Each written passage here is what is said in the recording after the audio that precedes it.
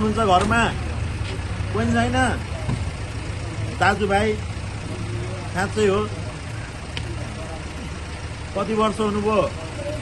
82? बिहे गर्नु भएको छैन? होइन होला, ढाँट्नु भयो। बिहे नै गर्नु भएको छैन? अनि कहाँ बस्नुहुन्थ्यो त? खुल्ला तोरमा?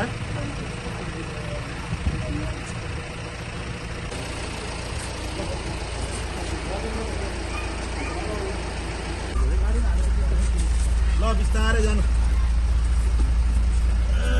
ल बुढो मान्छे 82 वर्षको मान्छे त्यो बाटो खुट्टा अल्झ्यो हो। अलि पर जानु।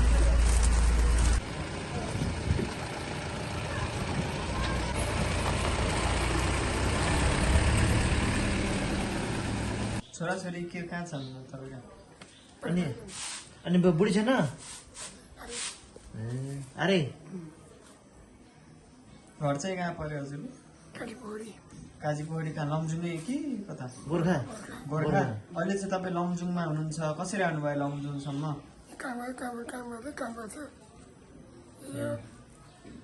तपाईँले हेर यहाँ के अरे काम गर्नुभएको? यहाँ काम गर्नुभएको? काम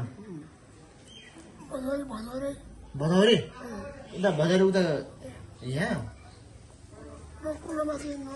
ए भन्नाले हिजो अस्ति चाहिँ के गर्नुभएको थियो हजुरले? 4 दिन भयो यहाँ आउनुभएको? ए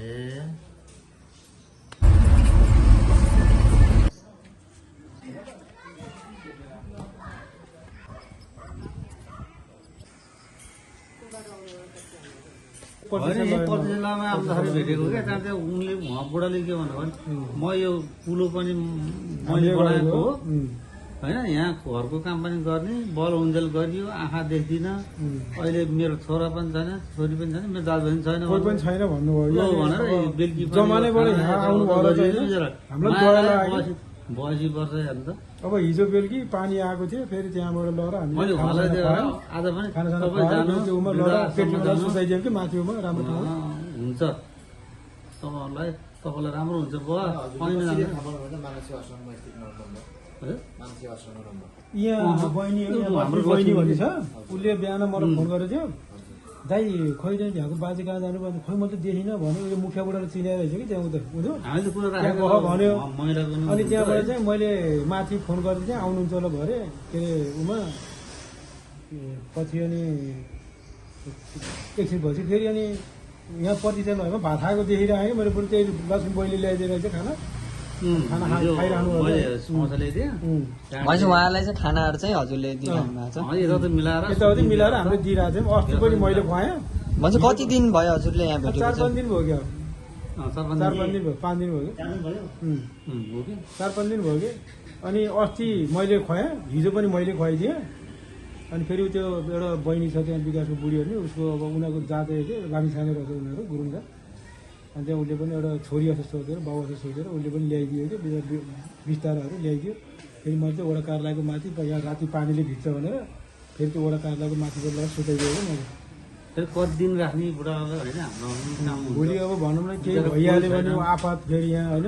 एकचोटि त्यसै भयो कि पुरकोटको मान्छे यहाँ आएर मरेको छ क्या। तपाईँले हामी सम्झाउने अब है, अब हामी सम्झाने उता लम्बी जाने बेसो जाने खाना बनाउनु पनि पाउँछ बाजे। उहाँ जानुहोस्, पहिला हिँड्नुहोस् है। मैले आउने भने नि त मलाई उहाँबाट तपाईँको सेवाको लागि हो, बुझ्नुभयो? तपाईँको भलोको लागि गर्ने हो क्या उहाँहरूले। तपाईँलाई चाहिँ अब भनौँ न अब बिमारी सिमारी केही भयो भने तपाईँलाई सबै भयो हुन्छ क्या, खाना साना। तपाईँ यस्तो बिचल्ली घर नै हिँड्नुहोस्। अब न छोरा